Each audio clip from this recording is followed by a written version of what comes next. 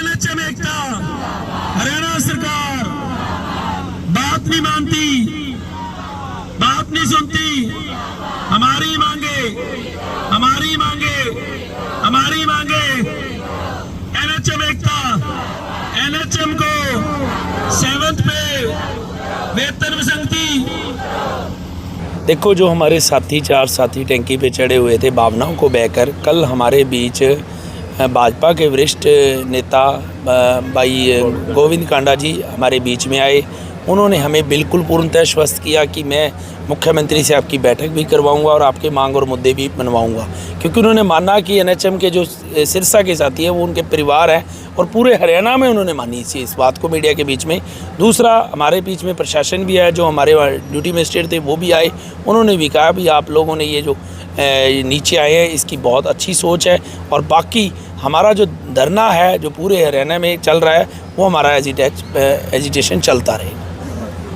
एचएनआर का भी आज सीएम घेराव का प्रोग्राम था, यहाँ से बसें गई होंगी, बस स्टैंड पे रोक लिए, दिया जाने नहीं दिया, क्या करना चाहिए? देखो, एचएनएस के कि अपना उनका एक अलग संगठन है, उन्होंने अपना घेराव बोला हुआ था तो प्रशासन शासन ने उनको रोका। ये बड़ा ही गलत बात है, प्रशासन शासन को जाने देना चाहिए था।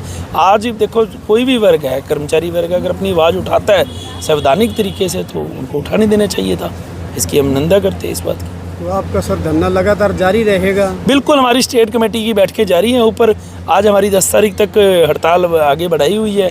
आज जैसी स्टेट कमेटी आगे जो भी निर्णय लेगी, सिरसा जिला उसी स्टेट कमेटी के निर्णय के हम पे रहे। सिरसा जिला की ही हड़ताल है या सिर्फ? नहीं, पूरे हरियाणा की 22 जिलों की हड़ताल, प्लस हमारा हेडक्वार्टर ऑफिस भी बैठा हुआ है। इस बार पूर्णतः बंद है।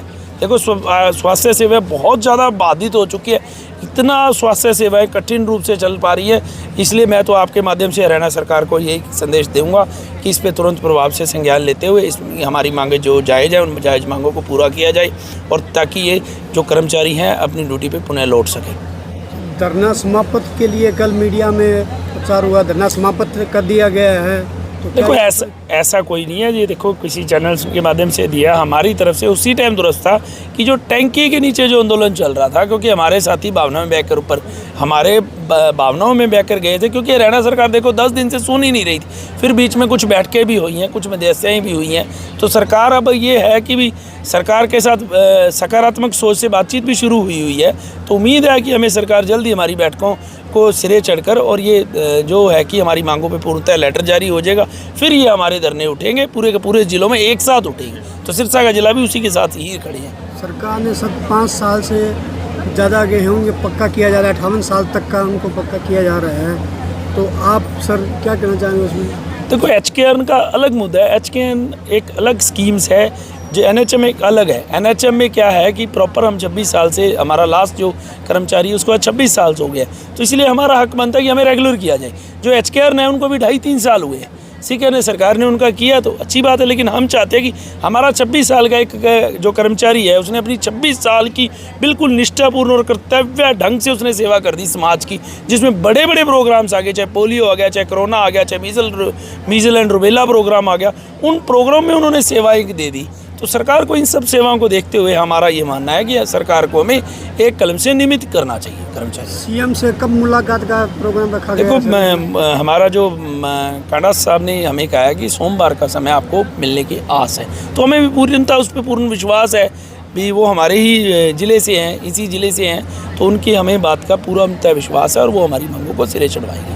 अगर नहीं चढ़ती तो सर आगे का क्या कदम? देखो, आगे का तो फिर हमारा राज्य कार्यकारिणी भी जो है, राज्य कार्यकारिणी जैसे कहेगी हम इनसे बातचीत कर।